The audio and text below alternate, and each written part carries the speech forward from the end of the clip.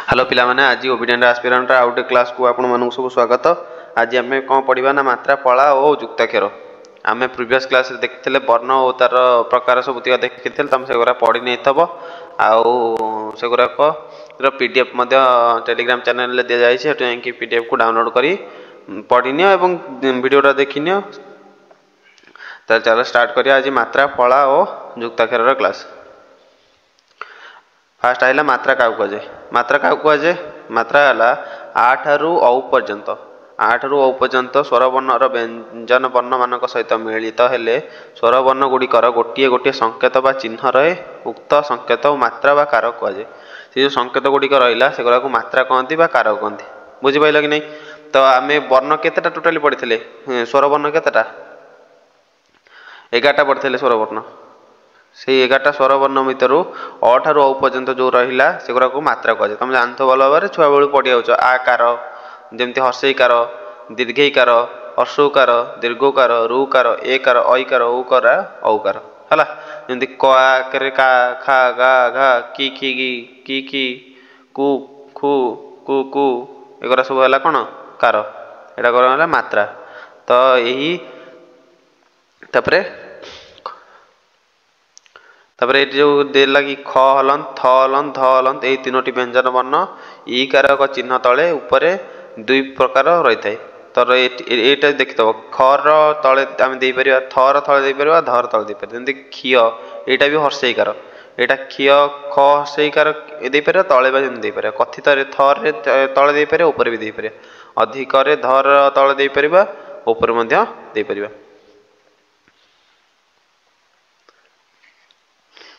तापर आसला फला फला कौन ना न म य र ल व अवर्ग्य व्यंजन वर्ण जो रहा वर्ग्य ब वर्ग्य व्यंजन यही 8टी वर्ण अन्य व्यंजन वर्ण सहित मिलित हेले जो संकेत व चिन्ह परिणत हुअन्ति से चिन्ह को कौन कहती ना आमर फला कहती है बुझिपाल। न म य र ल व ये सब है जो अवर्ग्य व्यंजन गुराक जो क्या सहित मिलित हेले ना अन्य व्यंजन मन सहित जो मिलित हेले से गुरा कौन हो फला हो। तो आम तुम पढ़ल मात्रा क्या कहला जो स्वर वर्ण सहित अन्य वर्णर आड हेले कौन हो मात्रा है फला है एति है कौन न म य र ल व एगुरा सब जो थे आड है से कौन फला। फला परिचय फल कौन न फला यहाँ आम कहने न फला न तले जो न फला देदेले कौन है न धर क तले न फला दे न जमी म फला देले म फला है कौन म य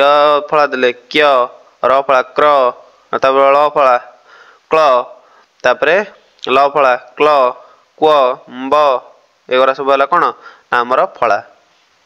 फला तुम भल भाव बुझे तो जिनस किसी सिंपल अच्छी खाली पढ़ीदे मन रही न म य र ल व एगुरा सब फल जाए आ जुक्ताक्षर जो मात्रा कौन जाए ना मात्रा जितने स्वर वर्ण रहा स्वर वर्णर जो संकेत व्यवहृत होता है मात्रा कहुए। से मात्रा गुड़िक 8 रु 9 पर्यंत 8 रु 9 पर्यंत और कौन सी मात्रा ना। तापर आसला र कौन व्यंजन वर्णर पर रहिले ताहार नाम फला बा र फला आम कही था ना नहीं। तो रे कौन हो जेपरिक क र तले क्र सक्र मात्र एगुरा सब है कौन र जदि व्यंजन वर्ण पर थब धर मु गोटे व्यंजन वर्ण कहली ये जमी यहाँ सटा है गोटे व्यंजन वर्ण आ तले र फला अच्छी तो से र फला है किंतु व्यंजन वर्ण पूर्वर रहिले रेफ होते माने कौन जमी अर्क व्यंजन वर्ण जदि पूर्वर रहिले कौन होता है ना र फला होते बुझिपार ना क तले र फला दर्प सर्ग है व्यंजन वर्ण पर रहा से यहाँ कौन रेप होगा। तापर जुक्ताक्षर व्यंजन वर्ण सहित व्यंजन वर्ण मिलित हेले जुक्ताक्षर कहुए जो से आम कौन मात्रा गला फला गला मात्रा होता कौन ना जीतिक 8 रु 9 पर्यंत से है मात्रा फला कौन है ना व्यंजन वर्ण 9 ठारू आरंभ करी न म य र ल एगुरा सब है कौन फला। तापर आसला कौन ना जुक्ताक्षर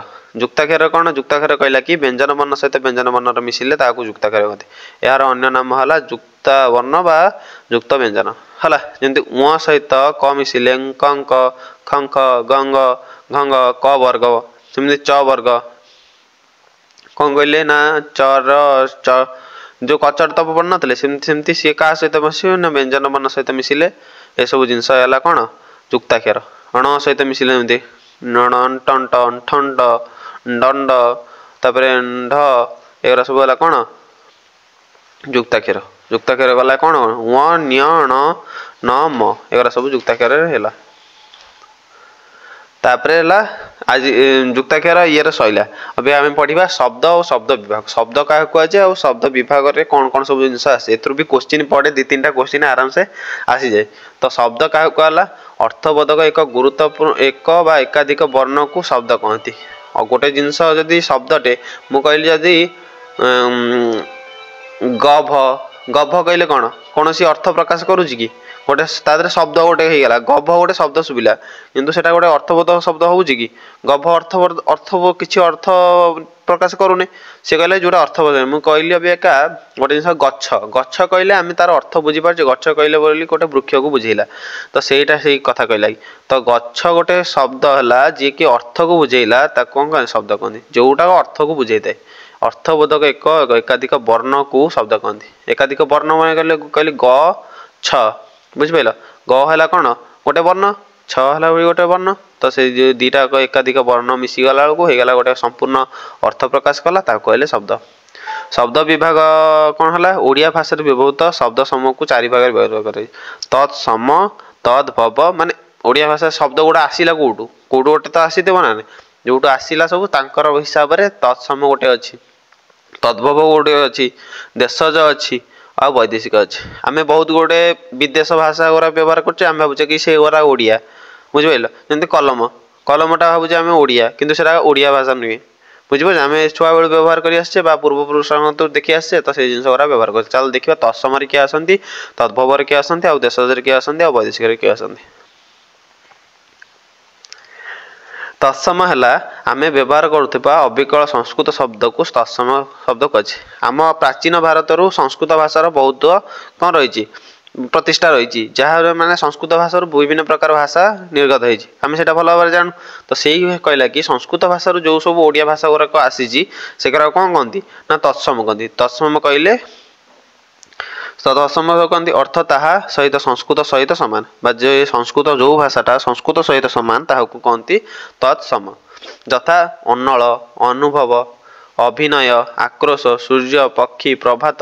ଏଗୁଡ଼ା ସବୁ ସଂସ୍କୃତ ଭାଷାରେ ମଧ୍ୟ ଦେଖିବ ଏଇ ଦିଟା ଜିନିଷ କଣ ଥିବ ତା ଦେହରେ ଥିବ।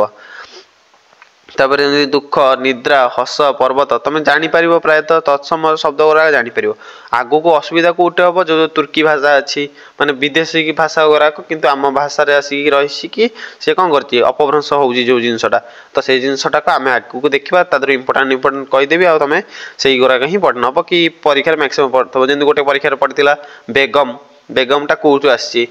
ତ ସେ ସବୁ ଜିନିଷ ଗୁରା ଦେଖିନବ। ତଦ୍ଭବ, ତଦ୍ଭବ କହିଲେ ସଂସ୍କୃତ ବା ତତ୍ସମ ଶବ୍ଦରୁ ସୃଷ୍ଟ ଶବ୍ଦକୁ ତଦ୍ଭବ କହନ୍ତି, ଯାହା ତାହାର ଉଦ୍ଭବ ହେଲା ବା ତଦ୍ଭବ ହେଲା ଅର୍ଥ ସଂସ୍କୃତରୁ ଜାତ, ମାନେ ଏଇଟା ହେଲା ସଂସ୍କୃତ ସହିତ ସମାନ, ସଂସ୍କୃତରେ ଏଇ ସବୁ ଜିନିଷ ବ୍ୟବହାର ହେଇଥାଏ। ଏଇଟା କହିଲା କି ତଦ୍ଭବ କହିଲେ ମାନେ ଏଇଟା ସଂସ୍କୃତରୁ ଜାତ ହେଇଛି, ସଂସ୍କୃତ ଗୋଟେ ଭାଷା ଅଛି କିନ୍ତୁ ସିଏ ତା ଦେହରୁ ଉଦ୍ଭବ ହେଇଛି, ତ ହେଇଗଲା ତଦ୍ଭବ। ସମୟକ୍ରମେ ସଂସ୍କୃତ ପରିବର୍ତ୍ତନ ହୋଇ ଓଡ଼ିଆ ଭାଷା ବ୍ୟବହୃତ, ଏହାକୁ ଅପଭ୍ରଂଶ ଶବ୍ଦ ମଧ୍ୟ କହନ୍ତି, ବୁଝିପାରିଲ। ସଂସ୍କୃତ ଭାଷା କେତେବେଳେ ବ୍ୟବହାର ନ ହୁଏ ଏଇଟା ଅପଭ୍ରଂଶ ଭାଷାରେ ମଧ୍ୟ ଆକୁ କହନ୍ତି।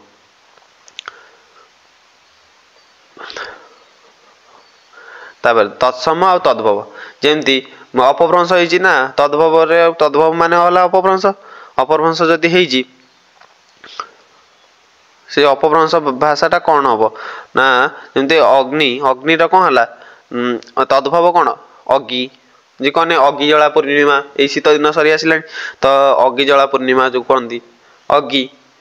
ଅଷ୍ଟକୁ ଆମେ କହୁଛେ ଅବିକା 8, ଓଡ଼ିଆ ଭାଷାରେ ପଢୁନେ ସଂଖ୍ୟାରେ 8। ଉଦ୍ଗାତ, ଓତା,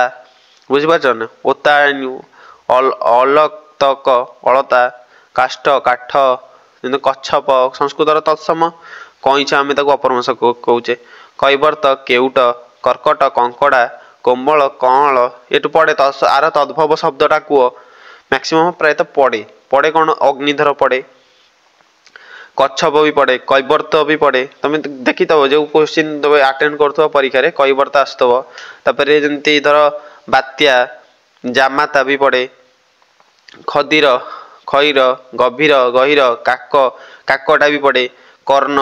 तापर चंद्र एगुरा सब पड़े गोठ गोष्ठ जो गोठर तद्भव कौन हम ना गोठ माने एटा है अपभ्रंश तद्भवटा हूँ अपभ्रंश तुम्हें पूर्व पढ़ बुझीपार ना ना सेमती लता लटा आम कहूना लटाटा छिड़े देलु गोधूम गहम गहम को गोधूम कहुए तत्समरे ये गला गहम जब ज घृत घीटा पड़े तद्भव पड़थ कि घृतर तद्भव किए बुझिपार मृत्तिकार माटी एटा भी इम्पोर्टाट तापर सेमती नब न फेन फेण बांफ बाँ तापर बाष्प बांफ भाद्र भोदुक दधि दही दधि दही एटा भी पड़े तापर स्तन थन उकुण उकुणी हो गला आमिष आमिष आइष बप्ता बापा नई नई एटा नई नदी है कौन संस्कृत भाषा सहित मान तद्भव हो नई कही दौचे आम बुझिपार एटा भी पढ़ी नब जो सब गार माइली से पढ़ी नब तत्सम पर आइला देशज देशज माने आम कौन देश भितर जो सब व्यवहार होता है तत्सम और तद्भव शब्द को छाड़देले आहरी अनेक शब्द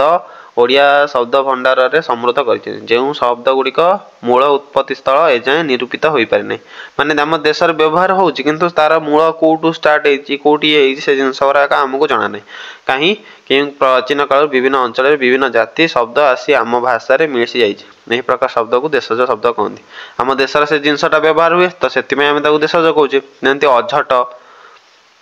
अगाड़ी कंढेई तापरे खड़ू अरुआ अलिया जो सब गार मार्ची तुम देखी नब कारण सब शब्द तो मन रहा थोड़ी ना मन रौट आस देशज कि वैदेशिक जाऊँगी चाउल तापरे छटक तापरे गोड़ी छाती छुआ एगुरा सब होगा कौन देशज शब्द जाऊँगी तापर आसला एगुरा भी सब देश शब्द जाऊँगी जमती जंताल डगर डिबिरी तापरे आ भर आउ कौन हम इम्पोर्टाट इम्पोर्टाट हो पार डेंग डेंगा तापरे धड़ी बुझिपार नेत पानिया पानिया गोटे जमी इम्पोर्टाट पानिया तापरे पिला ये सब पचार कि देशज कि वैदेशिक मसीणा सड़क हेंस हेंस भी पचारे हेंस पानिया नेत सड़क एगुरा सब देखी न धोती ये सब जिनस कौन करे मैक्सिमम टाइम पढ़े सिलेक्टिव पढ़ो जोरा जान कि भल लगुच माने मैक्सिमम क्वेश्चन आसे तो से गुराक ही पढ़ो कारण सब थोड़ी ना तुम मन रखिपार ना ये कर तापर आसला वैदेशिक वैदेशिक कौन विदेशी शासन आम देश तुम जानते विदेश शासन दिन नाला तो तांकर किसी भी इनफ्लुएंस कौन आम देश अच्छी बुझीपार ना नहीं तो विदेशी शासन वैदेशिक वाणिज्य और धर्म प्रचार मध्यम ये शब्द गुड़िक ओडिया भाषा प्रवेश कर दीर्घ काल धरी मुसलमान मोगल इंग्रेज विभिन्न प्रकार लोक आसिले शासन कले विभिन्न प्रकार भाषा आसी आमर कौन कही कारण आम देश कौन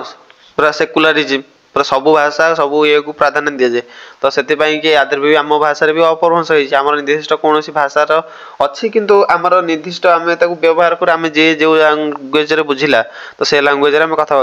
तत्संपर्क सृष्ट नुआ शब्दावली आम भाषा को परिपुष्ट करुच्ची केतक विशेष प्रचलित वैदिक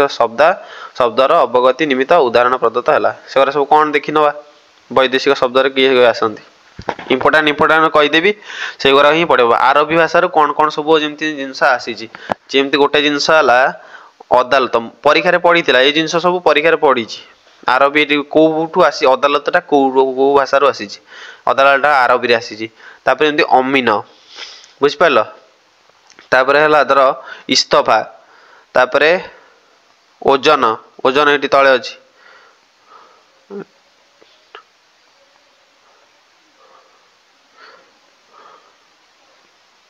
टिकेट ओजन ये जो तले अच्छी तापर है कबला तापरे कानून तापरे आ कौन रहा ये गला तापरे हला जमी जमीदार तापरे जुलम तामसा तहसील तहसील तहसीलदार इंपोर्टेंट सब तापरे हला फसल फौज फिकर तापरे हला मसला तापरे महजूद मौजा मुश्किल तापरे ए हाकिम एटा देखिदेव जी गार माइली से देखी नब प्रायतः से ही क्वेश्चन पलि आसो कारण बहुत ये जगार ये सब पढ़ी कि यहाँ कौ भाषा आसी मुझे कहली गोटे बेगम पड़ी फारसी शब्द जमी कौन खाता गरीब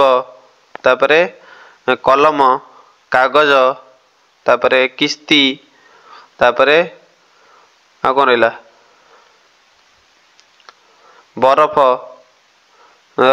दौलत चषमा गुमास्ता एगुरा सब भल भाव पढ़ीदेव गोटे थर दिथर रिडिंग करदे आराम से होपर रहा तुर्की शब्द काबू कईची बुझीपार तुर्की ये तुर्की पर्तुगीज आ इंग्रेज मैंने यहीगुरा को अधिक पढ़े देख मुझे बेगम बेगम भी पड़ी बेगम तापरे दरोगा बाहादुर एगुरा गला आचार किराणी जमती गोटे शब्द पर्तुगीज आसी गिरजा पर्तुगीज आसी तमाखु पर्तुगीज आसी फिरिंगी तापर है कौन बोतल आम डेली जहाँ व्यवहार करछे बोतल पर्तुगीज गांगुला बुझीपार ऑडिटर अर्दली ऑडिटर बुझीपार तापर इंजीनियर बुझीपार इंस्पेक्टर चेयर कंपाउंडर जो सब एग्जाम रे मैक्सिमम टाइम आसी बुझीपार पचार दब कि यहाँ कौटू आसी कौ शब्द रू आसी डाक्तर एगोर इंग्लिश शब्द मैक्सिमम धरी एग्जाम रे किंतु मेन है जो तुर्की पर्तुगीज आला इंग्राजी एगुरा सब धरी हम ना तुम एगुरा सब रिडिंग करदब तुमको तो पीडीएफ मिल जाव टेलीग्राम चैनल रे आज ये बोधे लास्ट पेज बोधे सैला बोधे हाँ प्रायतः सरीगला क्लास आज तो आज क्लास को भल भाव देखी नियो आधर पढ़ी न पीडीएफटा जाकि ओबीडिएंट एस्पिरेंट चैनल डाउनलोड करनब टेलीग्राम रे आ चैनल को सब्सक्राइब और शेयर कर दियो बहुत शीघ्र आउटे नेक्स्ट क्लास आम स्टार्ट करा कौन विशेष्य विशेषण और सर्वनाम एगुरा सब चलो कंटिन्यू चलो जल्दी जल्दी आपन वीडियो पलि आसो निहाती फॉर्म फिलअप सैला भितर एग्जाम कि ओडिया अपलोड हो चैनल को टिके शेयर और सब्सक्राइब कर।